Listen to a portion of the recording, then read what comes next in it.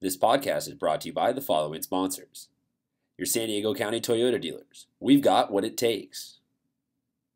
Fix Auto. Corky's Pest Control. And Lolita's Family of Restaurants.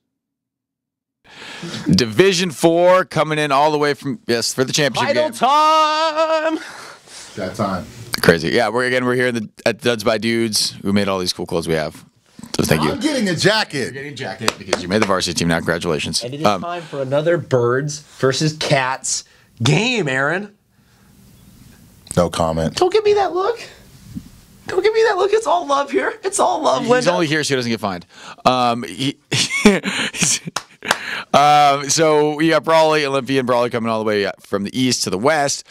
This is the 1 versus the 2. 1 versus 2. Finally, it actually worked. This in open looked good. I'm going to go with Olympian on this one. I will let you guys divulge into conversation. Okay.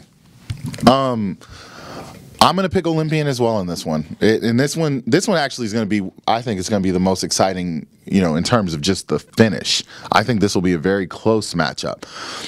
Got to give Brawley a lot of credit. Coming back to the D4 title a year after losing, in Jenny Craig to a Mission Vista team, that tells you that, they made it last year with a bunch of youth, and now they come back with a bunch of experience. Conventional wisdom should, dictate that experience will trump the novice that is Olympian. Olympian has a lot of young players. Gio Martinez, just a freshman. Isaiah Williams, only a junior. And just 2 years, a year removed from some really dark days at Olympian. I mean, they've had. Before Ellis, they had 4 coaches, I think, in 5 years. I mean, so it was a program that really struggled.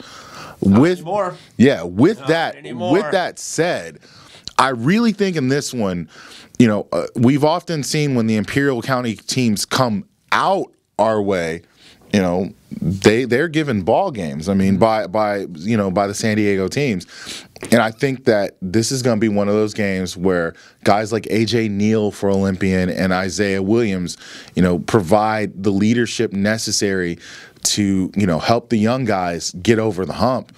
But this is not going to be just a cakewalk. I think this is going to be one of those games that goes deep into the fourth quarter, and both teams are just throwing haymakers the entire way. People are going to die on the court of exhaustion. Like, this is going to be an all-out, leave your heart out there type Well, I don't believe that there will be any deaths in Jenny Craig Pavilion. It's a metaphor, man. Man, that was a really crazy metaphor, man.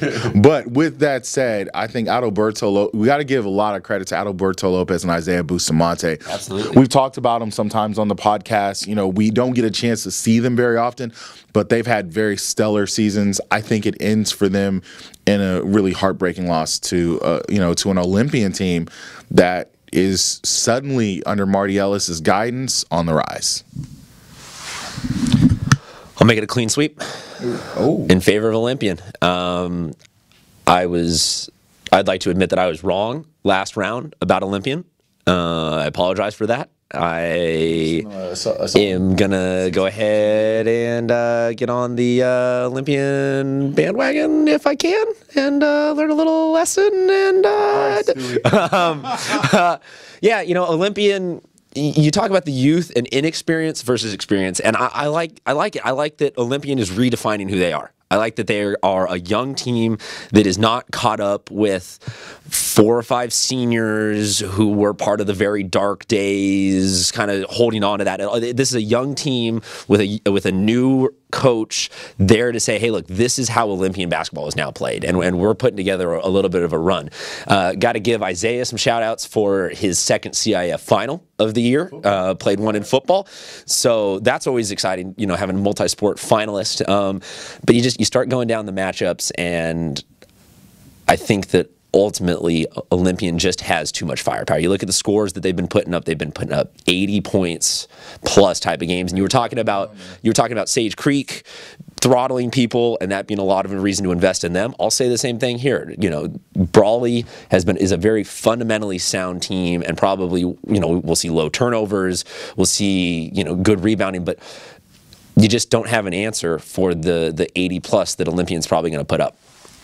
Yeah, so it's a clean sweep. So again, Brawley, I'll do some sort of punishment for Brawley too. You guys come up with it. I'm not creative enough to think of one. Drive out there, take a pie in the face. I'll drive out there and take a pie in the face. There you heard it. Can I go watch? Yes, you can. Carpool, it'll be fun. Watch via Periscope. Shoddy Ox scored. I get the Ox scored the whole way out. No, you So, do not. well, part of the deal. So that'll be your punishment. That's part of your punishment. So that's it for Division 4. What time is this game, guys? Can't remember. This is actually Friday. It's Friday at 11 a.m. o'clock. Friday, 11:07. 11:07. 11:07. I'm starting at 11. I'm going to start this. I'm going to go out there, toss the ball up in the middle, and say, "Let's play." All right, guys. We'll see you at 11:07. That's it for Division 4.